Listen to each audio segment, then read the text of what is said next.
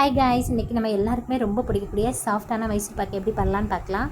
அதுக்கு நான் ஒரு கிளாஸ் கடலை மாவு எடுத்திருக்கேன். அதை பவுலில் சேர்த்துட்டு நம்ம இதுக்கு ஒரு கிளாஸ் எந்த ஒரு ஸ்மெல்லும் இல்லாமல் தான் ஆயில் எடுத்துக்கலாம்.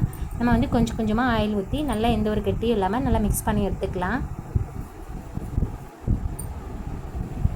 இது பார்த்திங்கன்னா நல்லா நான் மிக்ஸ் பண்ணி எடுத்துட்டேன். இப்போ ஒரு இரும்பு கடாய் எடுத்து வச்சுருக்கேன். அதில் 1.5 கிளாஸு சர்க்கரை சேர்த்துருக்கேன். ஒரு கிளாஸ் கடலை மாவுக்கும் 1.5 கிளாஸ் சர்க்கரை கரெக்டாக இருக்கும். சர்க்கரை முங்குற அளவுக்கு நம்ம தண்ணி ஊற்றிக்கலாம். இதுக்கு நம்ம எந்த ஒரு பாகுபதமும் பார்க்க வேண்டாம். சர்க்கரை நல்லா கொதித்து ஒரு பிசு தன்மை வந்தால் போதும். இப்போ பார்த்திங்கன்னா சர்க்கரை பாகு நல்லா ரெடி ஆகிடுச்சு. நம்ம இப்போ கரைச்சி வச்சுருக்கக்கூடிய கடலை மாவை நம்ம சேர்த்துடலாம். கொஞ்சம் கொஞ்சமாக சேர்த்து மிக்ஸ் பண்ணுங்கள்.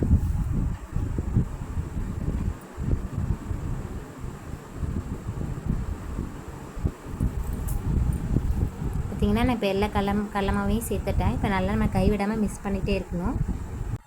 அப்போ நம்ம கடலை மாவு கரைக்கிறப்போ ஒரு அரை கிளாஸ் ஊற்றி நான் கரைச்சிருந்தேன். மிச்சம் நமக்கு கொஞ்சம் ஆயில் இருக்குது. அதில் நான் 2-3 ஸ்பூனு நெய் சேர்த்துக்கிறேன். நெய் சேர்த்துக்கிறப்ப ரொம்ப வாசனை நல்லாயிருக்கும். உங்களுக்கு நெய் ஃப்ளேவர் ரொம்ப பிடிக்கும் அப்படின்னா மொத்தம் நமக்கு 1.5 கிளாஸ் ஆயில் தேவைப்படும். நீங்கள் 1 கிளாஸ் ஆயிலும் அரை கிளாஸ் நெய்யும் சேர்த்துக்கலாம். இல்லைனா 1 கிளாஸ் நெய்யும் அரை கிளாஸ் ஆயிலும் சேர்த்துக்கலாம். உங்களுக்கு எப்படி தோணுதோ, எப்படி உங்களுக்கு பிடிக்குமோ அது மாதிரி சேர்த்துக்கோங்க.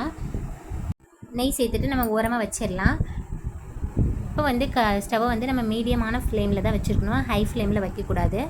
இப்போ நம்ம கைவிடாமல் கிண்டிகிட்டே இருக்கலாம். ஹை ஃப்ளேமில் வச்சோம்னா அடி பிடிச்சிடும். அதனால தான் மீடியமான ஃப்ளேமில் வச்சுக்கணும். அப்பப்போ இடையில கொஞ்சம் நெய்யும் எண்ணெயும் கலந்து வச்சுருக்கோம் இல்லையா, அதை நம்ம சேர்த்துக்கணும். நம்ம எண்ணெயை சேர்க்க அது நல்லா உள்ளே இழுத்துக்கும். பார்த்திங்கன்னா இப்போ எல்லா எண்ணெயும் நமக்கு உள்ளே இழுத்துருச்சு.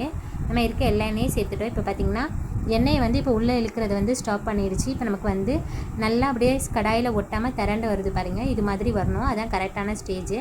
இப்போ நம்ம நெய் தடவி வச்சுருக்க பாத்திரத்தில் இதை மாற்றி வச்சிடலாம். இப்போ பார்த்திங்கன்னா நான் வேறு தட்டில் மாற்றி வச்சுட்டு இது மாதிரி சேப்பாக சதுரமாக நீங்கள் இது பண்ணி வச்சுக்கோங்க. இப்போ பார்த்திங்கன்னா கொஞ்சம் ஆறிடுச்சு. ஆறினதும் நீங்கள் பீஸ் போட்டுருங்க. நல்லா ஆற விடாதீங்க. பாதி ஆறினதும் நம்ம பீஸ் போட்டுடலாம். பார்த்திங்கன்னா ரொம்ப ஸ்மூத்தாக இருக்குது. கத்தி இறங்குறதே தெரில, அவ்வளோக்குள்ளே ஸ்மூத்தாக இருக்குது.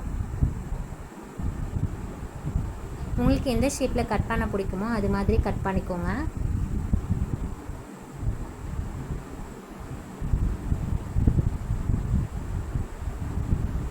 இந்த மைசூர் பாக் நீங்கள் வாயில் வச்சோன்னா அப்படியே மெல்ட் ஆகி போயிடும். அவ்வளோ சாஃப்டாகவும் அவ்வளோ டேஸ்டியாகவும் இருக்கும். நீங்கள் ட்ரை பண்ணி பாருங்கள். எல்லாருக்குமே சின்னவங்கலேருந்து பெரியவங்க வரைக்கும் எல்லாருக்கும் ரொம்ப ரொம்ப பிடிக்கும். நம்ம போட்டிருக்க சுகர் அளவு கரெக்டாக இருக்கும். ரொம்ப அதிகமாகவும் இருக்காது, கம்மியாகவும் இருக்காது.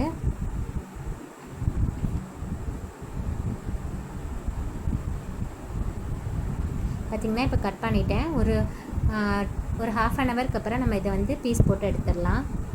பார்த்திங்கன்னா 1/2 அன் ஹவர் ஆகிடுச்சு. பார்த்திங்கன்னா நீங்கள் கத்தி வச்சு இப்படி லைட்டாக தள்ளுனீங்கனாவே உங்களுக்கு அப்படியே தனித்தனியாக வந்துடும். பாருங்கள், பார்க்கவே எவ்வளோ அழகாக இருக்குன்னு. டேஸ்ட்டு ரொம்பவே நல்லா இருந்துச்சு. கன்ஃபார்மாக ட்ரை பண்ணி பாருங்கள். ட்ரை பண்ணி பார்த்துட்டு எப்படி வந்துச்சு அப்படிங்கிறத கமெண்டில் சொல்லுங்கள். பாருங்கள், நான் இதை இப்போ உங்களுக்கு பிச்சு காட்டுறேன் எப்படி இருக்குன்ட்டு. நீங்களே பாருங்கள் எவ்வளோ சாஃப்டாக இருக்குன்னு. டேஸ்ட்டு ரொம்பவே நல்லா இருந்துச்சு. நெய் நம்ம கம்மியாக தான் ஊற்றி செஞ்சுருக்கோம். ஆனால் நெய்யோட ஃப்ளேவர் ரொம்பவே நல்லாயிருக்கு. இந்த மைசூர் பாக்கை நீங்கள் வாயில் வச்ச உடனே அப்படியே கரைஞ்சி போயிடும். அவ்வளோக்குள்ளே ஸ்மூத்தாக இருக்குது. சாப்பிட்றதுக்கு ரொம்பவே டேஸ்ட்டு நல்லாயிருக்கு. சர்க்கரை அளவு எல்லாமே கரெக்டாக இருக்குது. இதே மெஷர்மெண்ட்டில் நீங்கள் ட்ரை பண்ணுங்கள். உங்கள் எல்லாருக்குமே ரொம்ப ரொம்ப பிடிக்கும். ஹாய் காய்ஸ், எல்லாருக்குமே ரொம்ப ரொம்ப பிடிச்ச பாதுஷா எப்படி பண்ணலான்னு பார்க்கலாம். அதுக்கு மைதா மாவு 2 கப் எடுத்துக்கோங்க. அது கூட 2 ஸ்பூன் நெய் சேர்த்துக்கலாம். சேர்த்துட்டு அரை ஸ்பூன் சோடா மாவு சேர்த்துக்கணும். ஆப்ப சோடா இருக்குல்ல, அதான் அரை ஸ்பூன் சேர்த்துருக்கேன். சேர்த்துட்டு நல்லா எல்லா இடமும் மிக்ஸ் பண்ணி விட்டுக்கலாம். விட்டுட்டு கொஞ்சமாக உப்பு சேர்த்துக்கலாம். உப்பு சேர்த்துக்கிறப்ப டேஸ்ட்டு ரொம்ப நல்லாயிருக்கும். இப்போ நல்லா மிக்ஸ் பண்ணி விட்டுட்டு தேவையான அளவுக்கு தண்ணி சேர்த்து கொஞ்சம் கொஞ்சமாக சேர்த்து ரொம்ப அழுத்தம் கொடுக்காமல் நம்ம பிசைஞ்சு எடுத்துக்கலாம். பாருங்கள், இது மாதிரி பிசைஞ்சு எடுத்துக்கணும். ரொம்ப அழுத்தம் கொடுக்கக்கூடாது. பார்த்திங்களா, இப்படி விரிசலாக தெரியுது. இது மாதிரி தான் நம்ம பிசைஞ்சு எடுத்துக்கணும். இப்போ ஒரு 10 நிமிஷம் இதை அப்படியே மூடி போட்டு வச்சிடலாம். இன்னொரு பாத்திரத்தில் 2 கிளாஸ் சர்க்கரை எடுத்திருக்கேன். அதாவது 2 கிளாஸ் மாவுக்கு 2 கிளாஸ் சர்க்கரை எடுத்திருக்கேன். எடுத்துகிட்டு கொஞ்சமாக தண்ணி சேர்த்து நமக்கு வந்து கம்பி பதம், ஒரு கம்பி பதம் வர வரைக்கும் நம்ம காய்ச்சி எடுத்துக்கலாம். பார்த்திங்கன்னா இப்போ நமக்கு ரெடி ஆயிடுச்சு. நான் காட்டுறேன் பாருங்கள். இது மாதிரி கம்பி மாதிரி வந்து கட் ஆகணும். இதுதான் ஒரு கம்பி பதம். இப்போ நான் ஆஃப் பண்ணிட்டேன். ஆஃப் பண்ணிவிட்டு கொஞ்சமாக ஏலக்காய் தூள் சேர்த்துக்கலாம். இது மாதிரி தட்டி சேர்த்துக்கோங்க. உங்கள்கிட்ட தூள் இருந்தால் தூள் கூட போட்டுக்கலாம். இப்போ இதை ஓரமாக எடுத்து வச்சிடலாம். பாதுஷா வந்து ஒரு ஊற வச்சு 10 நிமிஷம் இருக்கும்.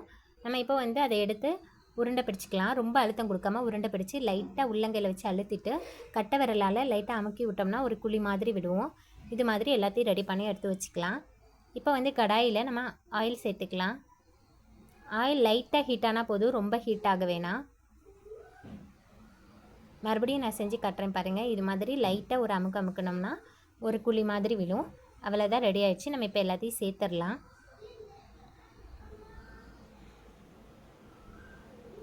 ஆயில் லைட்டாக தான் ஹீட்டாக இருக்கணும், ரொம்ப ஹீட்டாக இருக்கக்கூடாது. மீடியம் ஃப்ளேமில் வச்சு நம்ம பொரித்து எடுத்துக்கலாம். பார்த்திங்கன்னா இப்போ நல்லா பொரிஞ்சிட்டு நல்லா வெந்துருச்சு. பார்த்திங்கன்னா நமக்கு இது மாதிரி கலர் மாறி இருக்கணும். இப்போ பாதுஷா ரெடி ஆயிடுச்சு. நம்ம எடுத்து ஓரமாக வச்சிடலாம்.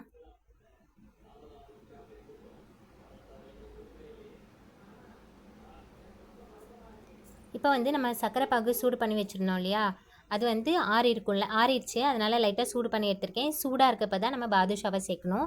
பாதுஷா வந்து சூடு ஆறி இருக்கணும். பாகு வந்து எடுத்து வச்சுருக்கோம் இல்லையா, சர்க்கரை பாகு, அது சூடாக இருக்கணும். அப்போ தான் நமக்கு வந்து ஜூஸை நல்லா உள்ளே இழுக்கணும்.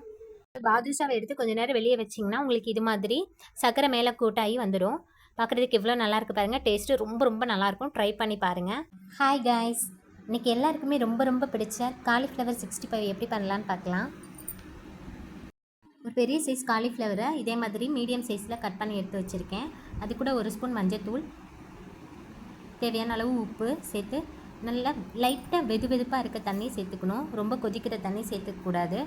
ஏன்னா நமக்கு காலிஃப்ளவர் வந்து வேகக்கூடாது. காலிஃப்ளவர் மூழ்கிற அளவுக்கு நம்ம வெதுப்பான தண்ணி ஊற்றி மூடி வச்சிடணும். இப்போ ஒரு 1/2 hour கழித்து நல்ல ஒரு 5-6 தண்ணி வாஷ் பண்ணிவிட்டு எடுத்திருக்கேன். க்ளீன் பண்ணி வச்சுருக்க காலிஃப்ளவர் கூட 3 ஸ்பூன் அரிசி மாவு சேர்த்துக்கோங்க, 1 ஸ்பூன் மைதா மாவு சேர்த்துக்கோங்க, 2 ஸ்பூன் கடலை மாவு சேர்த்துக்கோங்க, தனி மிளகாய்த்தூள் 2 ஸ்பூன் சேர்த்துருக்கேன். உங்கள் காரத்துக்கு தகுந்தாப்பில் நீங்கள் சேர்த்துக்கோங்க. சேர்த்துட்டு சிக்கன் மசாலா வந்து ஒரு 1/4 ஸ்பூன் சேர்த்துருக்கேன். சேர்த்துட்டு தேவையான அளவு உப்பு சேர்த்துக்கலாம். இப்போ எல்லா இடத்துலையும் நல்லா கலந்து விட்டுக்கலாம். இப்போ கொஞ்சமாக மஞ்சள்தூள் சேர்த்துக்கோங்க. சேர்த்துட்டு தண்ணி தெளித்து இது மாதிரி மிக்ஸ் பண்ணி எடுத்து வச்சுக்கோங்க. இது கூட நம்ம 2 ஸ்பூன் ஆயில் சேர்த்து நல்லா மிக்ஸ் பண்ணிக்கலாம். நல்லா மிக்ஸ் பண்ணிவிட்டு ஒரு 1 hour வந்து மூடி போட்டு அப்படியே வச்சுருங்க. அப்போ தான் மசாலா நல்லா உள்ளே இறங்கும். பாருங்கள், 1 hour ஆகிடுச்சி. மசாலா நல்லா உள்ளே இறங்கியிருக்கு. இப்போ நம்ம கடாயை ஹீட் பண்ணி தேவையான அளவுக்கு ஆயில் சேர்த்துக்கலாம். ஆயில் சேர்த்துட்டு ஆயில் ஓரளவு ஹீட்டாக இருக்கணும். ஹீட்டாக இருக்கப்போ தான் நம்ம வந்து காலிஃப்ளவர் வந்து உள்ளே சேர்க்கணும். ஆயில் நல்லா ஹீட் ஆகிடுச்சு. இப்போ நம்ம காலிஃப்ளவர் எல்லாத்தையும் உள்ளே சேர்த்துடலாம்.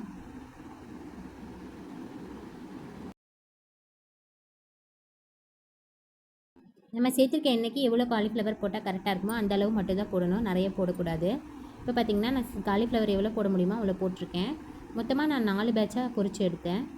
இப்போ வந்து காலிஃப்ளவர் கொஞ்சம் வெந்ததுக்கு அப்புறமேட்டு தான் நம்ம கரண்டியை வச்சு மிக்ஸ் பண்ணி விடணும். இல்லைனா நமக்கு வந்து ஒட்டிக்கும். மசாலா வந்து பிரிஞ்சு போகிறதுக்கும் வாய்ப்பு இருக்குது. பாருங்கள், காலிஃப்ளவர் 65 ரெடி ஆகிடுச்சு. பார்க்க எவ்வளோ நல்லாயிருக்கு. டேஸ்ட்டு ரொம்ப நல்லா இருந்துச்சு. நல்லா மொறுன்னு இருந்தது. கன்ஃபார்மாக இதே மெத்தடில் ட்ரை பண்ணுங்கள். உங்கள் எல்லாருக்கும் ரொம்ப பிடிக்கும். நான் அடுத்த பேட்சை இதே மாதிரி போட்டு எடுத்துடுறேன். ஒவ்வொரு டைமும் நமக்கு ஆயில் சூடாக இருக்கா அப்படின்னு பார்த்துக்கோங்க. ஆயில் சூடாக இருக்கணும், அப்போ தான் மசாலா பிரியாது. பார்த்திங்கன்னா நல்லா வெந்துருச்சு. இப்போ இதையும் எடுத்துடலாம். அவ்வளோதான், இன்னொரு பேட்சையும் நான் போட்டு எடுத்துட்றேன்.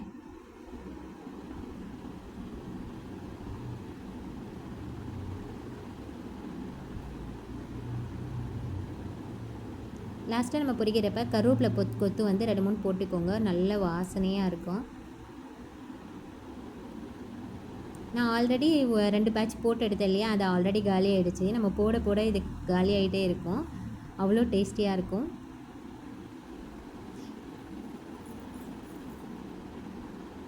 அவள் தான் ஃபுல்லாக நம்ம போட்டு எடுத்தாச்சு. பாருங்கள், பார்க்குறதுக்கு எவ்வளோ நல்லாயிருக்கு, டேஸ்ட்டு ரொம்பவே நல்லாயிருக்கும். ஹாய் காய்ஸ், இன்றைக்கி கோதுமை மாவு வச்சு கோதுமை ஹல்வா எப்படி பண்ணலான்னு பார்க்கலாம். ரொம்பவே ஈஸியாக பண்ணிடலாம், வாங்க எப்படி பண்ணலான்றதை பார்க்கலாம். அதுக்கு வந்து கடாய் எடுத்திருக்கேன், அதில் வந்து 1/2 கப்பு ஆயில் சேர்த்துருக்கேன். எந்த ஒரு ஸ்மெல்லுமே இல்லாத ஆயிலாக எடுத்துக்கோங்க. அது கூட 1 கப்பு கோதுமை மாவு எடுத்திருக்கேன். இப்போ இந்த கோதுமை மாவையும் எண்ணெயும் நல்லா மிக்ஸ் பண்ணிக்கலாம். இந்த எண்ணெயிலே வந்து கோதுமை மாவு நல்லா வறுபடணும், அப்போ தான் டேஸ்ட்டு ரொம்ப நல்லாயிருக்கும்.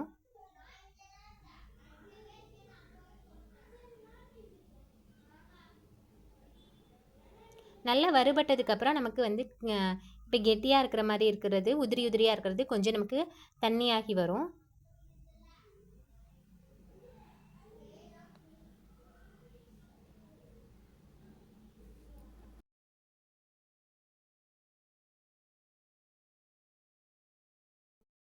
இப்போ பார்த்திங்கன்னா ஓரளவு நல்லா வறுபட்டுருச்சு, இன்னும் கொஞ்சம் வறுபடணும்.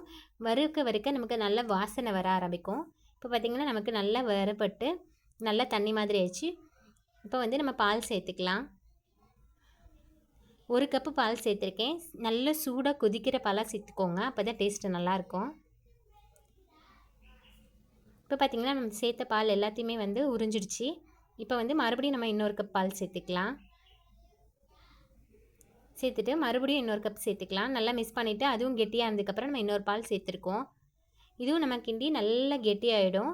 அதுக்கப்புறமும் நம்ம 1 கப் பால் சேர்த்துக்க போகிறோம். மொத்தமாக நான் 4 கப்பு பால் சேர்த்துருக்கேன். நீங்கள் வந்து கொஞ்சம் கொஞ்சமாக சேர்த்துக்கிட்டிங்கன்னா உங்களுக்கு செய்கிறது ரொம்ப ஈஸியாக இருக்கும். இது கெட்டியாக வர்றதுக்கு உங்களுக்கு டைமே எடுக்காது, உடனே உங்களுக்கு கெட்டியாகிடும். மொத்தமாக நீங்கள் ஊற்றுனீங்கன்னா உங்களுக்கு கொஞ்சம் டைம் எடுக்கும், அதுக்காக தான். இப்போ பார்த்திங்கன்னா நமக்கு நல்லா கெட்டியாகிடுச்சு. இந்த டைமில் நம்ம 1 கப்பு வந்து சர்க்கரை சேர்த்துக்கலாம். சர்க்கரை சேர்த்துட்டு நல்லா மிக்ஸ் பண்ணி விட்டுக்கலாம். இப்போ வந்து நமக்கு ஆல்ரெடி கோதுமை மாவு நல்லா வெந்து வந்துருச்சு. கன்ஃபார்மாக சூடான பால் தான் சேர்த்துக்கணும், அப்போ தான் டேஸ்ட்டு ரொம்ப நல்லாயிருக்கும்.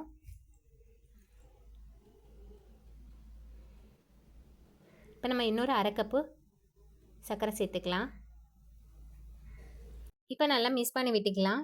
மொத்தமாக நம்ம 1 கப்பு கோதுமை மாவு, 4 கப்பு பால், 1/2 கப்பு சுகர் சேர்த்துருக்கோம். கொஞ்சமாக உப்பு சேர்த்துக்கலாம். சேர்த்துட்டு நல்லா மிக்ஸ் பண்ணி விட்டுக்கலாம்.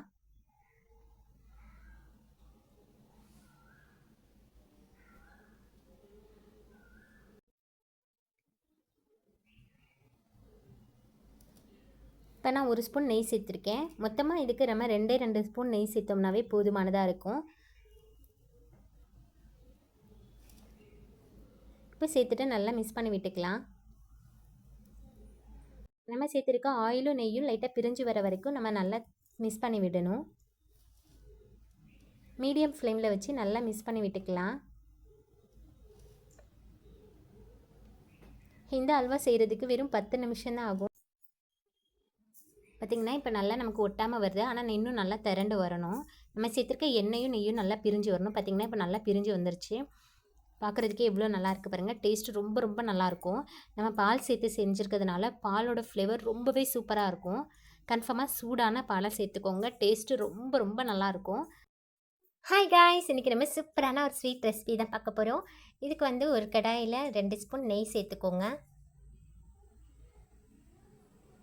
சேர்த்துட்டு 2 கப் கடலை மாவு சேர்த்துக்கலாம்.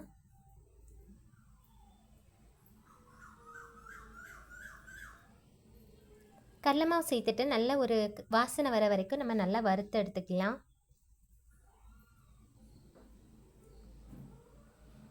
மீடியம் ஃப்ளேமில் வச்சுக்கோங்க. இது மாதிரி நல்லா ப்ரெஷ் பண்ணி நம்ம நல்லா வறுக்கணும்.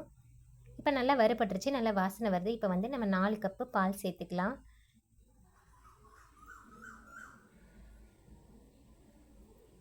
நான் ஆறின பால் தான் சேர்த்துருக்கேன். இப்போ பார்த்திங்கன்னா கடலை மாவு நல்லா பாலில் வெந்துருச்சு. இப்போ அதை நம்ம லைட்டாக ஆற விட்டுட்டு மிக்சியில் சேர்த்து அரைச்சி எடுத்துகிட்டு வந்துடலாம். பார்த்திங்கன்னா நம்ம மிக்சியில் சேர்த்து அரைச்சி எடுத்துகிட்டு வந்துட்டேன். நல்லா க்ரீமியாக வந்திருக்கு. இது நல்லா கொதிக்கட்டும். கொதித்ததுக்கப்புறமேட்டு நம்ம 1 கப்பு துருவின தேங்காய் எடுத்திருக்கேன், அதையும் நம்ம இது கூட சேர்த்துடலாம். இப்போ நம்ம எல்லாத்தையும் ஒன்றா மிக்ஸ் பண்ணி எடுத்துக்கலாம். நல்லா நமக்கு ஓரளவு வெந்து வரணும் தேங்காவும். பார்த்திங்கன்னா இப்போ தேங்காய் நல்லா வெந்து வாசனை வருது. இந்த டைமில் நம்ம 3 கப்பு சர்க்கரை சேர்த்துக்கலாம். 2 கப் கடலை மாவும் 1 கப்பு தேங்காயும் எடுத்துருக்கோம். இதுக்கு நம்ம 3 கப்பு சர்க்கரை சேர்த்தோம்னா கரெக்டாக இருக்கும்.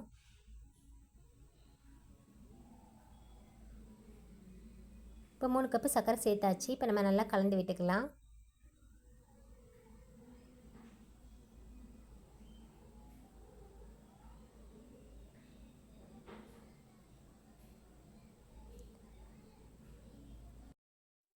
இப்போ சர்க்கரை சேர்த்துட்டு நம்ம மிக்ஸ் பண்ணுறப்ப இன்னும் கொஞ்சம் தண்ணி ஆகும்.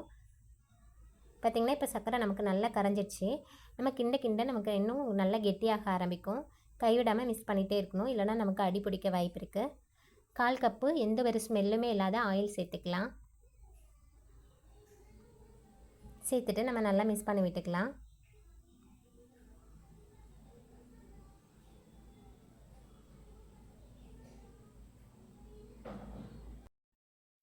நெய் 1 ஸ்பூன் சேர்த்துக்கலாம். சேர்த்துட்டு நல்லா மிக்ஸ் பண்ணி விட்டுக்கலாம்.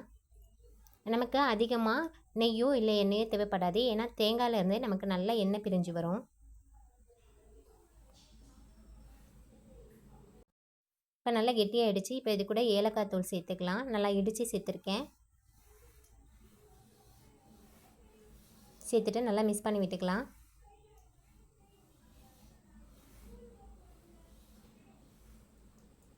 நம்ம சேர்த்துருந்த தேங்காயிலேருந்தே நிறைய எண்ணெய் பிரிஞ்சு வந்திருக்கு பாருங்கள். சூப்பராக ரெடி ஆகிடுச்சு. இப்போ நான் வந்து 2 ஸ்பூன் நெய் விட்டு முந்திரி வந்து வறுத்து எடுத்துருக்கேன். அதையும் நம்ம இப்போ சேர்த்துடலாம். சேர்த்துட்டு நல்லா கலந்து விட்டுக்கலாம்.